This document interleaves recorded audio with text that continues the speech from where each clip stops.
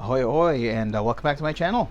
If this is your first time watching, well, welcome, and consider hitting the subscribe button and giving this video a like. Every little bit helps, really. Today we are going to take a look at the two-disc version of Imagine John Lennon Ultimate Mixes, or the Ultimate Mix? Yeah. This is the second of the reissue, a John Lennon reissue program that was sort of where the albums are remixed very much in the same vein as the Beatles Super Deluxe editions. You might be wondering why the cover looks like this. Well, it's because it's a custom slipcover that I made for this. Be because the if you take a look at the a plastic Ono band, it had the title at the top right there, and this one just has, well, this, and it's even I got it cracked. I got it for sealed at super low price, but I guess the seller sold it because the crack, and there were even sharp edges, but it's not, it's not really a problem right there. So I took the cover of the Imagine by John and Yoko book. There's a high resolution version of the picture in there. I wish I could have done a matte a UV coating, spot varnish coating, to give it more emphasis. But yeah, I guess this is really needed a really simple O card right there. So the design, they didn't put anything much in the back except for that Yoko Ono quote that was also in the original packaging. Got the copyright stuff in there, and of course credit to my name right there. and and I just did a little bit of research. The font isn't very hard to find, but yeah. I also based the colors on the spine. Well, wasn't actually an exact match, but yeah, I guess that will do. So this is the actual front cover of the package, and this is a digipack, classic digipack packaging right there. So here we go, and this is the spine from the far end, and this is the outer spine right here. It clearly says 2CD. I think there's one of the reasons why I was originally going to just go for the one disc edition, because the thing is, the one disc editions already have the period singles aside from the album itself. And in this case, for example, let me just grab the plastic Ono band track. Well, there isn't an actual track listing of the songs on the disc. I just now realized the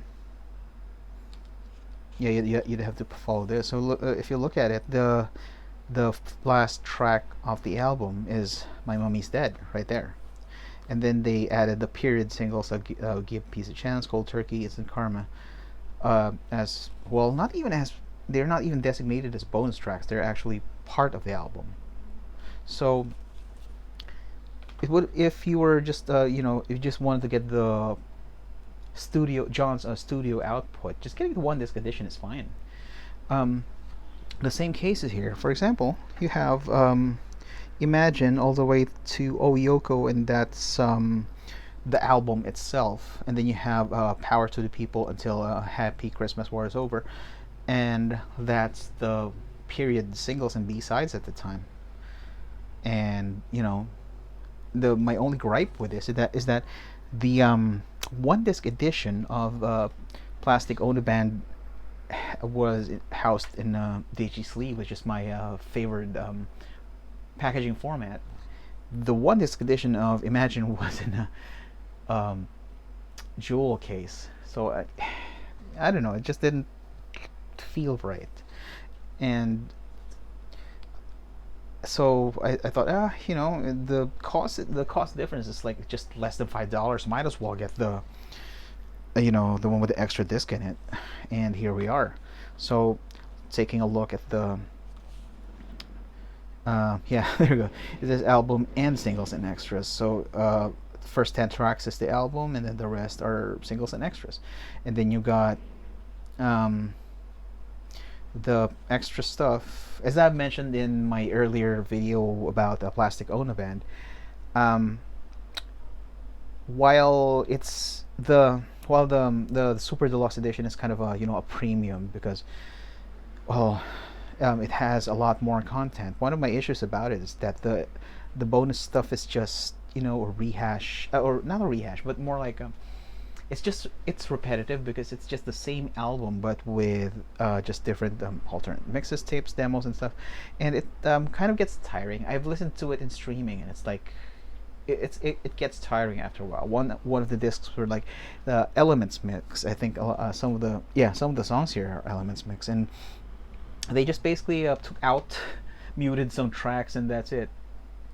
Or I don't know if or I don't think DMix technology is already used here, but the tracks are just, yeah. I mean, it's not exactly the most pleasant, in a way, a pleasant listening experience. You could maybe listen it randomly, but I think for me, this highlights disc is probably the way to go because it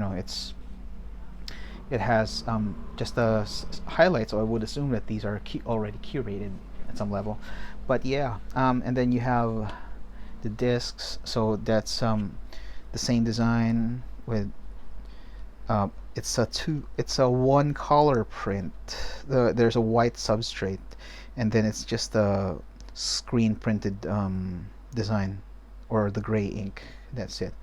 Really smart, actually. Didn't have to use like the entire four color process to do this. So when doing something like this, it's usually cheaper because you could get CDs with a white substrate pre-made, and then you can just design the negative space, in this case the gray parts, and then just make a screen printing machine screen printing thing that would just screen print this, and you get a very sharp print without necessarily using all four colors, the CMYK process that's often used in standard printing. We're gonna take a look at the booklet, hoping that I could take it out because the pocket is a bit on the tight side. Here it is. That's the front pocket right there. And the booklet is, of course, the same as the cover. You will notice that this presents a lot more because they had to crop a little bit of the top there, and the bottom as well, just to make it fit in that format. So I don't think I have a hype sticker. Oh, there it is, the hype sticker. I'll put a link in the video description and how you can save your hype sticker. This is actually, you could reuse this if you want to, although it's not very sticky anymore. But yeah, I just put it in these trading card sleeves so they don't they don't fly around.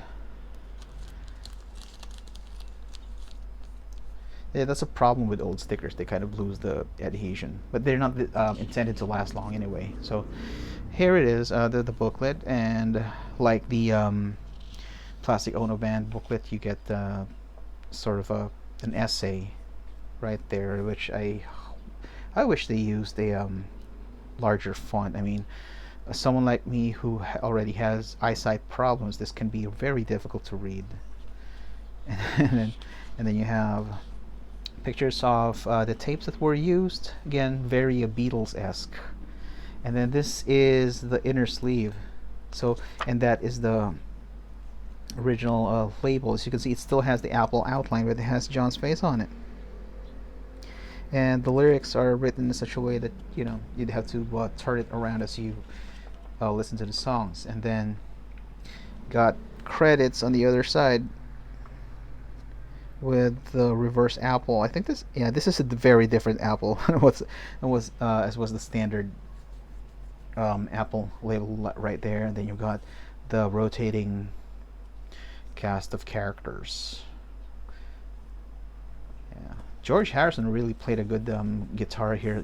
With what was that song that he wrote for Paul? How Do You Sleep? And then the intro to Oh My Love was also George Harrison. If you could get your hands on the Gimme Some Truth, not the Gimme Some Truth compilation, but the earlier documentary, The Making of Imagine. If you could get your hands on the Blu-ray, it looks really good in high definition. It was the film was used on it, so they were able to upscale it in a really good way. And if you have it, grab it. It's really good. Yeah, there we go. And this was originally a postcard that came with the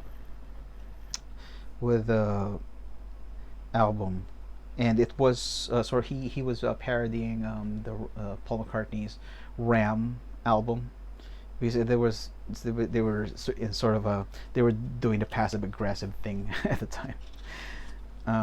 Yeah, and this was, I think this was also a postcard. I can't remember, or was it? Yeah, I think it was a postcard.